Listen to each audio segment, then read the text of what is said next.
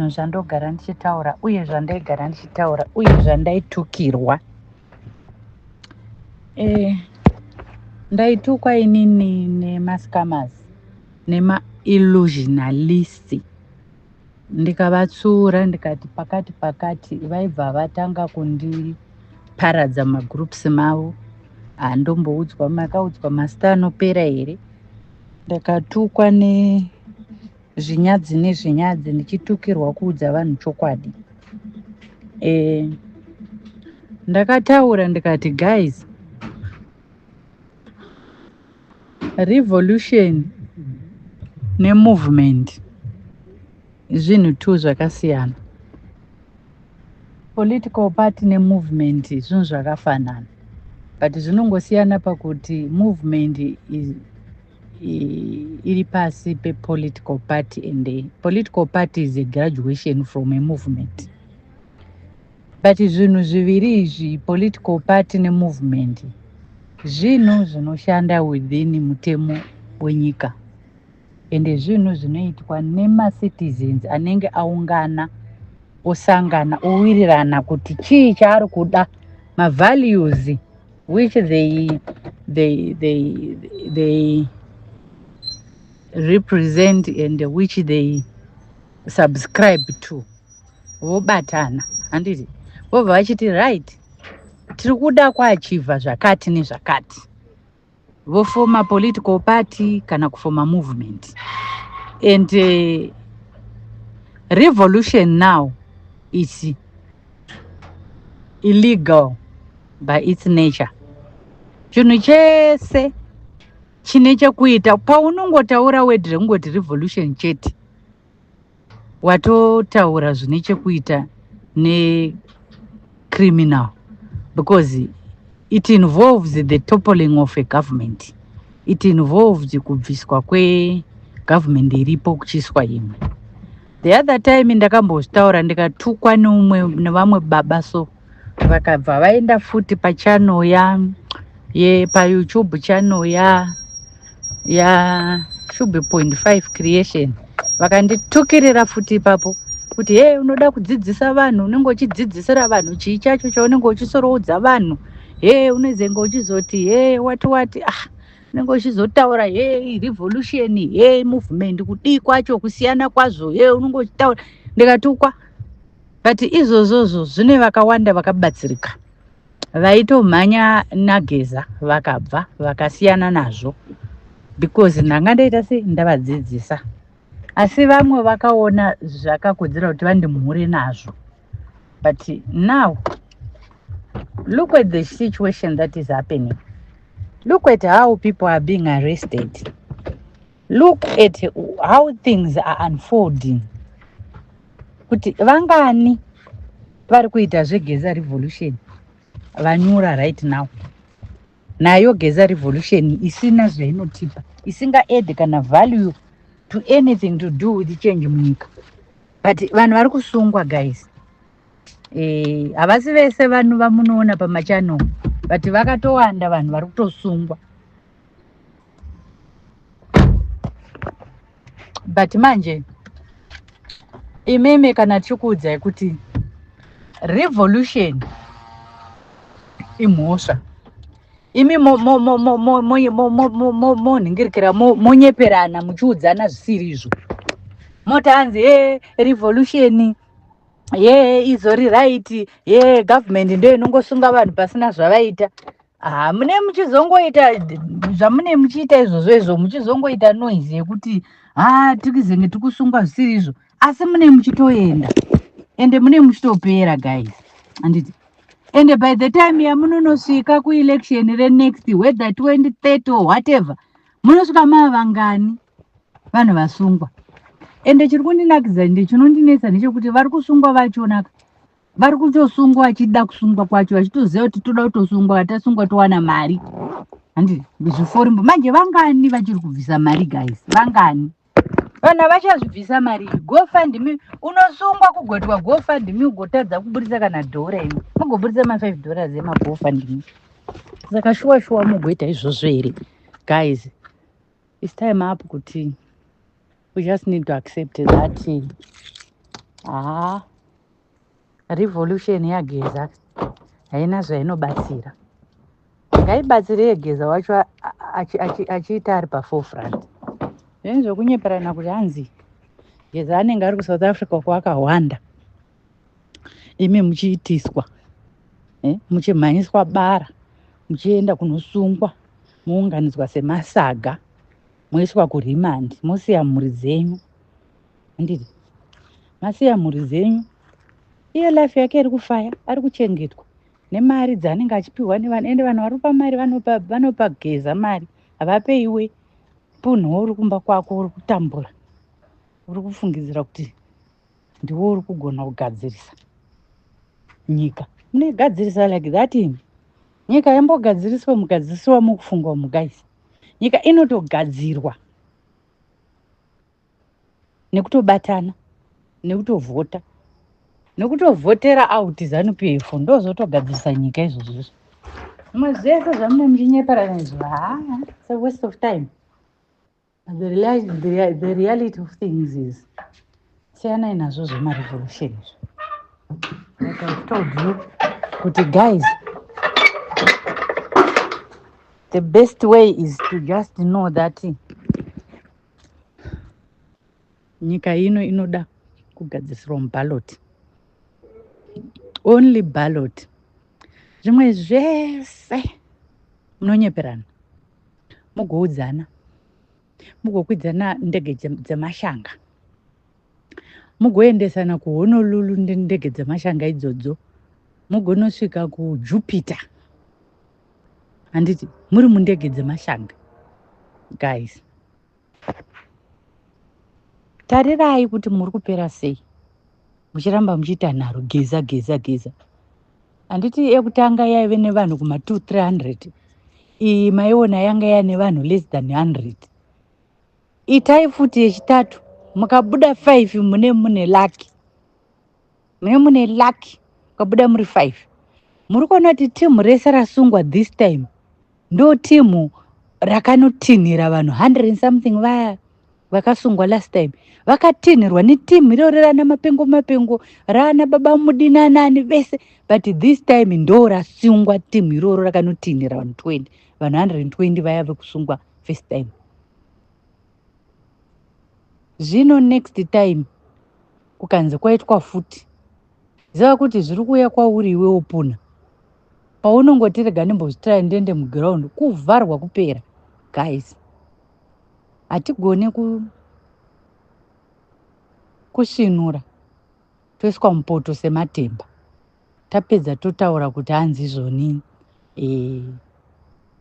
government inongosunga vanhu. Ukapara mhosva unosungwa. Same applies kwamuri kuimba muchiti muda nyika ine rule of law. Kusungwa ikoko it's part of rule of law. Because ukaenda kunoparticipate kumeeting isiri sanctioned, what do you call that? It is a criminal offense to participate in a demonstration which has not been authorized. Imhosva iyoyo. Zvamunenge muchihukura muchinyeperana muchiita noise social media kuti it's within the confines of law. Munhu anosungirwa kudemo. You are demonstrating without exclusive authority to do so. That means it's a crime. Wakangofanana nemunhu ari kunoita armed robbery. Mese muri kupara mhosva zvakafanana, ende mese munogona kungosangana murimandi mu1 room mune murimo mese. Handiti kurimandi uko kune akapara mhosva, akauraya munhu, asina kuuraya munhu, akaposa aba, akaposa auraya, mese mune muri muse murumu. Handiti saka hapana zvokusoronyepera kuti hanzi izvi zvinenge kunenge kuita criminal iri nani. Hapana criminal iri nani. Crime does not pay, guys. Crime does not pay. No matter what you do, make sure you are doing everything within the confines of law. If you are demonstrating, make sure there is explicit authority of that demonstration that you want to participate. Kapasina izvozvo unofire. Siya vari kutanga zvinhu zvavo vapinde vega, vanofa vega. Noti kuti iwewe unochekerezwa. Wapedza kudaro woti godzi papata. Tisu tinogona kusunungura nyika. Munosunungura nyika ine vanhu 15 million muri 5. Makambozviona kupi izvozvo? Guys, the reality is no matter mukanyeperana, no matter mukataura musocial media zvikananda zvemapurisa munenge muchingopera muchingotaura zvekuti zvigananda zvikazodini munhu wese chigananda ungodei bwakananda ungodei bwakananda, then what? Muchingopera. Ari kusiya mhuri kumba ndiwe, ari kusafa ndiwe. Isi tiri kutaura kuti ngatishandei zviri pamutemo. When we are given an opportunity yekuti next time tiri kupinda muballot rekunovhota, let's vote accordingly. Chete zvimwe zvese zvamakuita izvi zvii zvamune muchiita. When you want to do a revolution, first it has to be structured, it has to be oiled, it has to be a collective effort. Inofanira kunge ine matakers, inofanira kunge pane consensus munyika. Kwete zvenyu zvechirevolution chipasi pemuti chisina kana structure. Gezari one nemascammers ari behind the scene vasingadi kuzikanwa ndivanani, and you expect it's a revolution. What kind of a rubbish revolution ipasi pemuti? You want to be participating in something chisina leadership. Kudhara vana baba vedu pavaive war veteran vachirwa against manhingirikiri marudisians, handi vanga vakatokiriyeta chinhu chinonzi Zandler neZipra. Zvese zvisiri pamutemo because kwaive nemapurisa erudisha, the Rhodesian police yaivepo, but they have their own structures. Amunotoziya kuti kwaive nanhingi vaive muleadership yeZandler, leadership yeZipra, all those things. Saka imimi zvamuri kumhanya nageza muchigadzira chinhu chinonzi revolution, muna Gezari one, no leadership, no executive, no nothing, and you expect kuti munoda kubvisa nyika, munoda kubvisa president, I mean muchibvisa president ane whole army, ane whole police which salutes him, and he is the chief commander, is a commander in chief of the defense forces, and mapurisa ni chief vese is the commander. He commands all those people.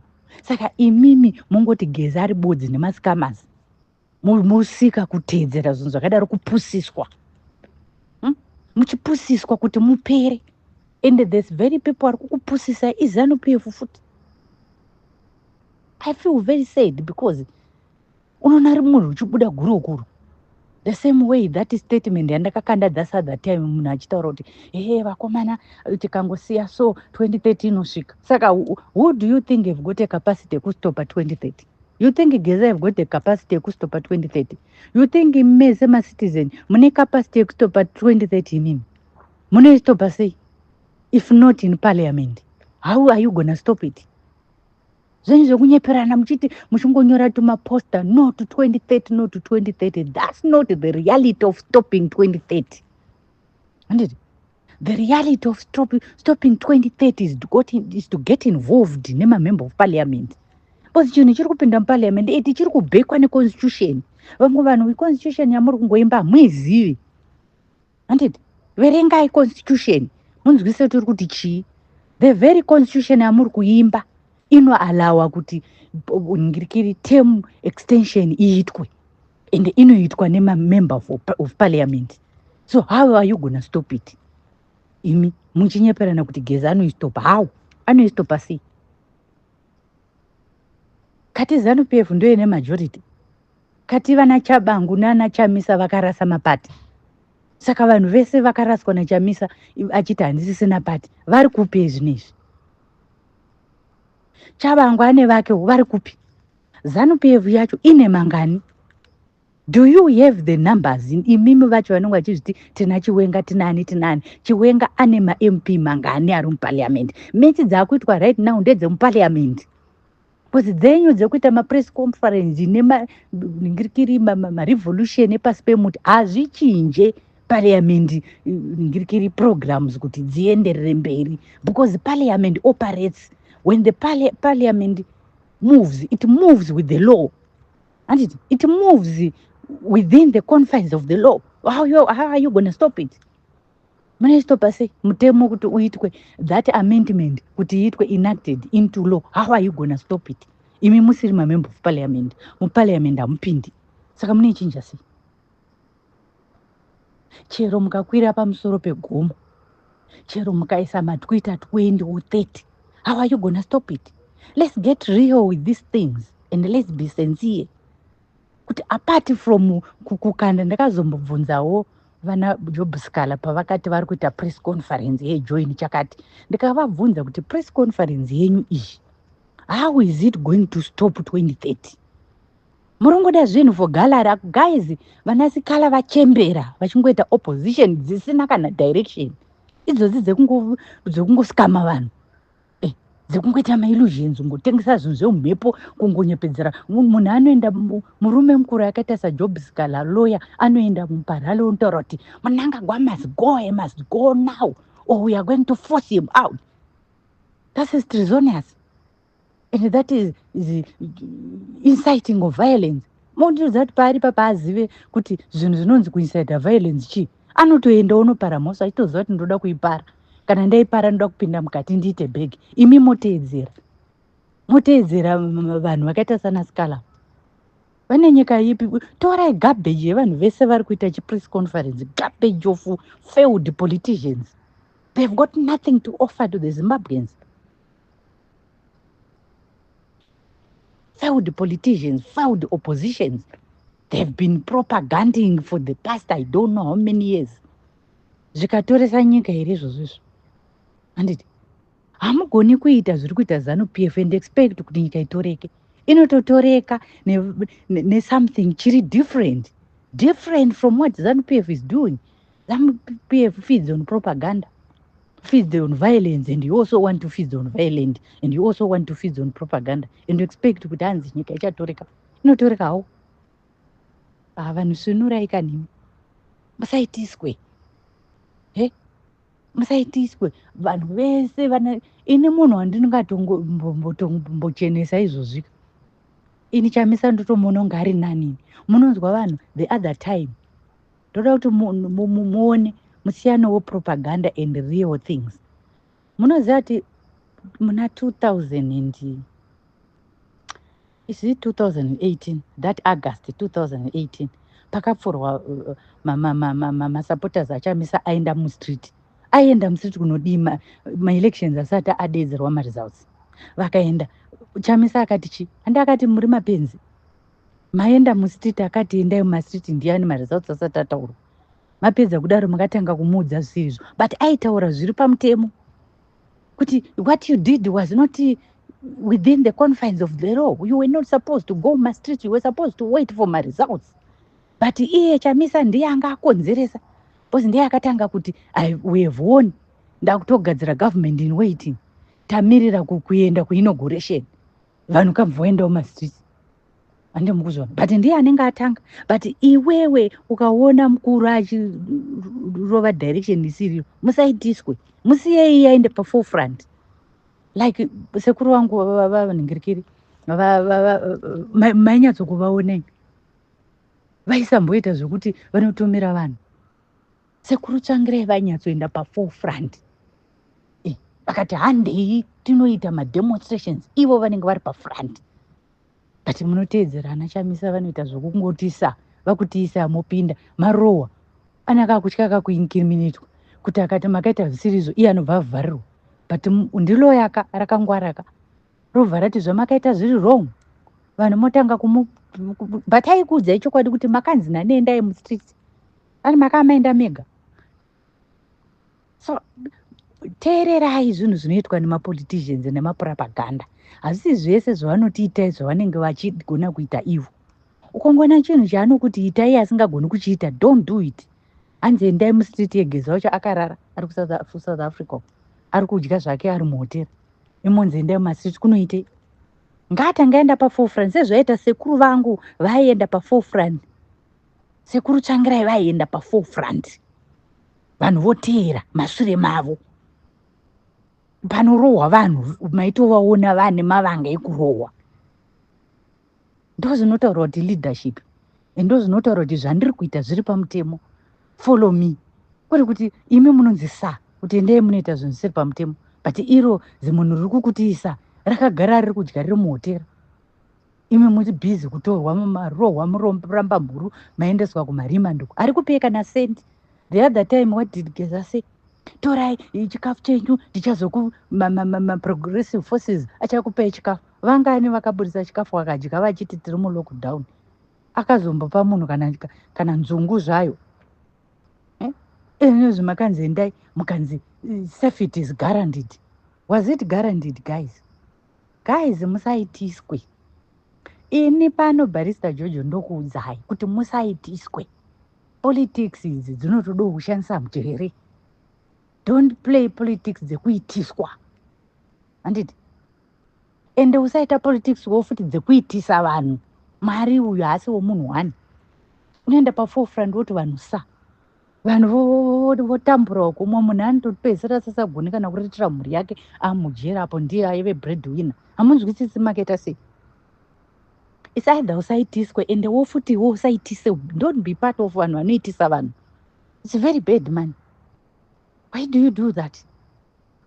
Guys, in closing, ndati siyanai nezvemarevolution izvi. Zvitori nani muronge bato muite zvepolitics muri mubato renyu muchiteedzera mutemo yeZimbabwe. Kana mafunga kuita zvisiri zvepamutemo muri muchiti maakuda kucreata chinhu chinonzi revolution, tangai maona kuti bhegi racho munaro, ende tangai maona mastructures emurevolution mamunoda kupinda, kuti kunyeperwa kunzi revolution inohwandwa. As long as ichihwandwa tati madhara edu paairwisa varungu aive nemastructures. Haana kungonorwa chibhubhubhu, kwaive nezanla, kwaive nezipra. Handiti? Saka iyo yageza inonzi iko revolution yacho, zita rayo inonzi chigeza revolution. Fine, where are the structures? Don't be fooled. Where is the finances? Who are his sponsors? Handiti? Where is the bank account? Mari iri kuiswa kupi? All that, there has to be a proper structure. Because you cannot top a government uri munhu wani bodzi. Zvinhu zvese zvingori zvemaskama vari behind the scenes vakavandika vaonekwe. What's all that? Musanyeperwa, man. Don't be used. Don't be used. In closing, don't be used. Imimi kana muri ma-citizens emuZimbabwe, let's be authentic and sincere. Tisaitise vanhu. Ende isusu vanhu vacho tisaitiswawo futi.